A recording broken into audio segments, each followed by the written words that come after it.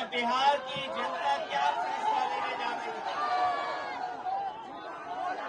लेकिन जो जन समर्थन दिखाई दे रहा है, ये जन समर्थन, ये उत्साह, ये जोश बता रहा है कि अब की बार बिहार से बीजेपी बाहर, बताओ भाजपा बाहर होने जा रही है कि नहीं होने जा रही है। और ये जो चुनावी मुख्यमंत्री बनाए हुए हैं, जिनका चेहरा आगे रखा है, वैसे तो चुनावी दूल्हा हैं जो, वो भी जानते हैं कि अब उनके गले में माला नहीं पड़ने वाली है। इसीलिए आपने देखा होगा कि वो न जाने कहां कहां किस किस के गले में माला डाल रहे हैं, क्योंकि उन्हें भी पता है कि मुख्यमंत्री बनने नहीं जा रहे हैं। ये भारतीय जनता पार्टी ये इस्तेमाली पार्टी है, ये लोगों को इस्तेमाल करती है, इस्तेमाल करने के बाद उनको बर्बाद करने का काम करती है। इसलिए ये चुनाव जो बिहार का होने जा रहा है, ये नौकरी बनाम भाजपा का चुनाव है। एक तरफ तो वो लोग जो मजदूरी की टोकरी सर पर लेके घूम रहे हैं, और दूसरी तरफ तेजस्वी सम्मान वाली नौकरी देकर के हमारे नौजवानों का सम्मान बढ़ाना चाहते हैं। ये भविष्य का चुनाव है, बिहार के भविष्य का, ये भविष्य बनाने का चुनाव है। इस बार जो जन समर्थन दिखाई दे रहा है, इस बार बिहार से भाजपा की विदाई तय होने जा रही है।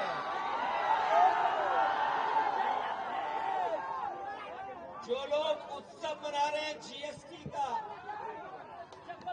आपने सुना होगा इधर जीएसटी का उत्सव मना रहे हैं, लेकिन कोई बताए कि आखिरकार जीएसटी बढ़ाया किसने था, महंगाई बढ़ाई किसने? जो लोग पलायन की बात कर रहे हैं, बताओ आज पलायन बिहार में क्यों है?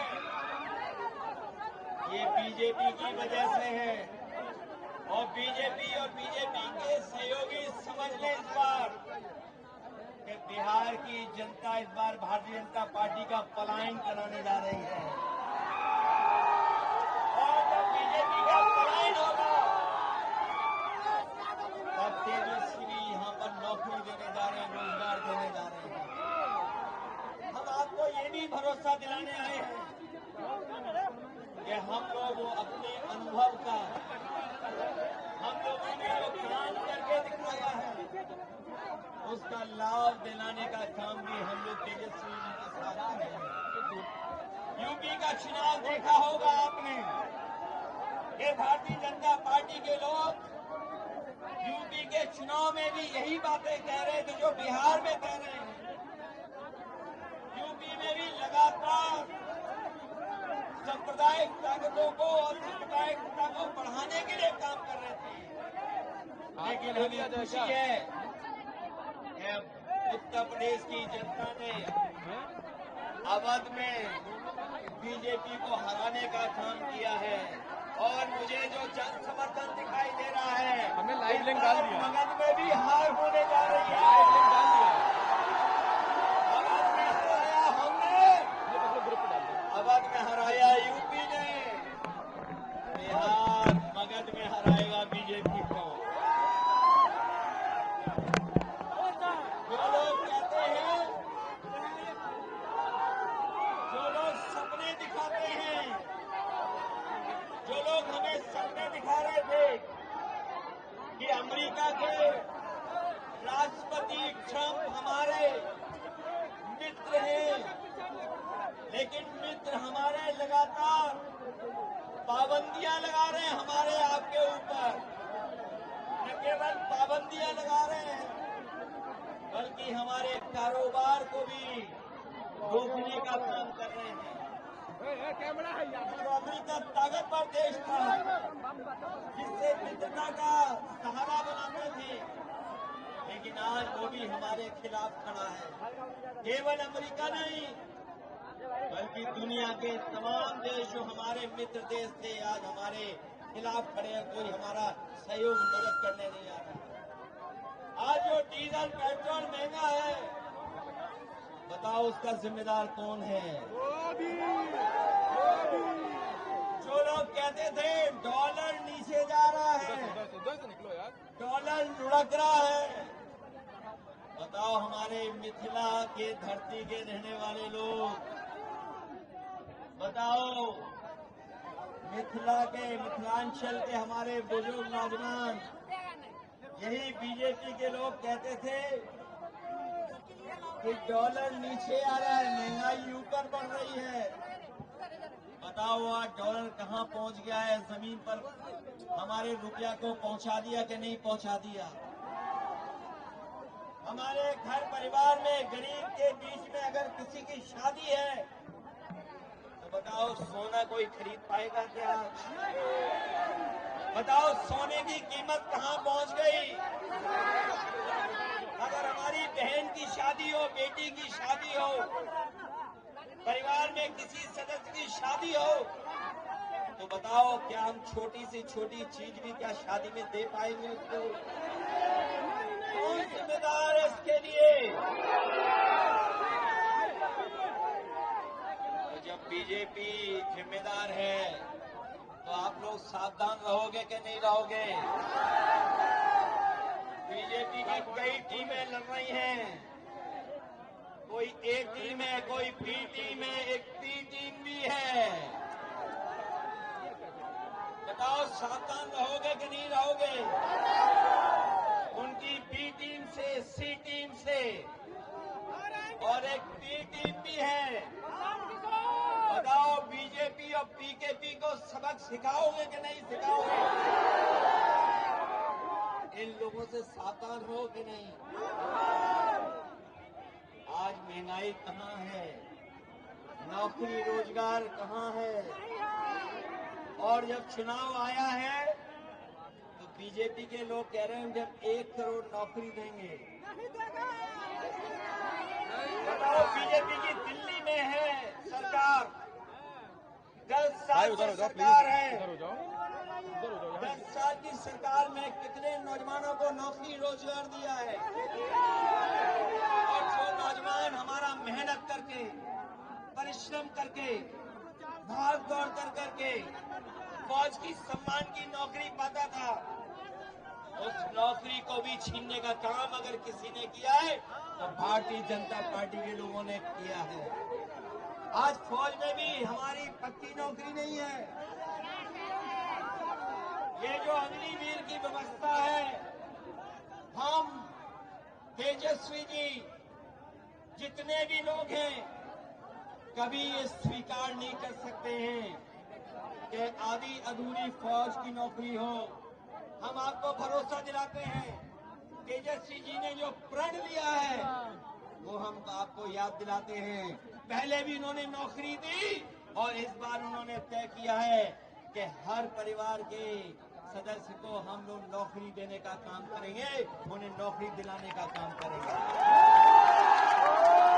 केवल नौकरी, बल्कि हमारी माताएं बहनें जो हैं, जो गरीब हैं, परिवार जिनका चल नहीं पा रहा है, गरीबी का सबसे ज्यादा सामना, महंगाई का सबसे ज्यादा सामना हमारे घर परिवार की माताएं बहनों को सामना करना पड़ता है।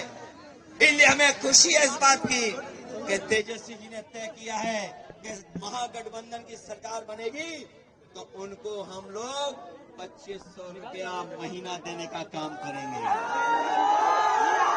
न केवल 2500, बल्कि हमारी जीविका वाले लोग हैं जो दिन रात प्रयास मेहनत करते हैं सरकारी योजनाओं को पहुंचाने का काम करते हैं, उनको भी लाभ देने का काम करेंगे और उनको 30,000 रुपया महीना दिलाने का काम करेंगे। यही नहीं, मुझे याद है उत्तर प्रदेश में हम लोग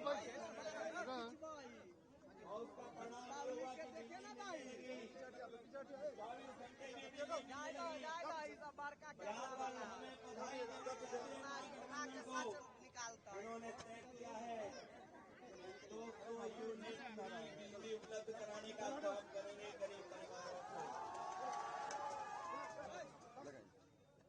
और ये जो गैस सिलेंडर लाल वाला बहुत महंगा होता चला जा रहा है, ये तो फ्री देने वाले थे, ये तो बीजेपी वाले आपको फ्री दे रहे थे। किसी को फ्री मिला क्या सिलेंडर? न बिहार में दिया फ्री, न यूपी में फ्री दिया। कहीं ऐसा तो नहीं ये कहते हो कि हम यूपी में फ्री दे दिए हैं? तो महागठबंधन ने तय किया कि हमें कहीं से भी संसाधन जुटाने पड़े, हम लोग संसाधन जुटाएंगे और 500 रुपए का सिलेंडर उपलब्ध कराने का काम करेंगे।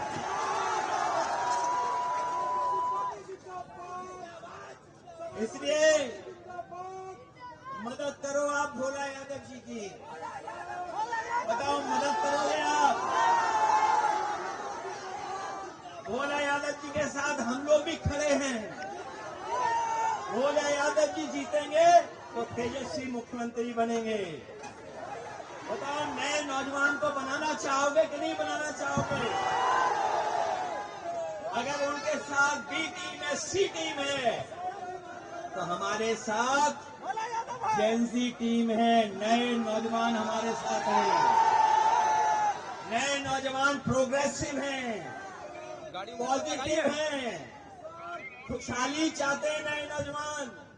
और नए नौजवान इतने जागरूक हैं कि उनसे कोई झूठ भी नहीं बोल सकता है। अगर कोई कुछ बोलेगा तो मोबाइल निकाल करके वो तुरंत चेक कर लेंगे, बोलो सच बोला कि नहीं बोला। बताओ बीजेपी देश के लिए खतरा है कि नहीं खतरा है? और इसीलिए उनकी जनसभाएं खाली खाली जा रही हैं, खाली खाली जनसभाएं जा रही हैं। घबराए हुए हैं, इसलिए हम आपको सावधान करने आए हैं। जो लोग एसआईआर कर करके, हेरा फेरी कर करके चुनाव हराना चाहते थे, हम बधाई देना चाहते हैं गरीबों को, अपने बुजुर्गों को, नौजवानों को, जिन्होंने एसआईआर में भी अपना वोट बनवा करके ये तय करा दिया है कि जब वो वोट डालेंगे तो भारतीय जनता पार्टी का यहाँ से सफाया होने जा रहा है। और जब तेजस्वी मुख्यमंत्री बनेंगे तो हमारे नौजवानों का पलायन नहीं होगा, नौजवानों को बाहर नहीं जाना पड़ेगा, उनके रोजगार और नौकरी का इंतजाम हम लोग कर करके उनके भविष्य को बनाने का काम हम लोग यहीं पर करेंगे। हम लोगों ने पीडीए का नारा देकर के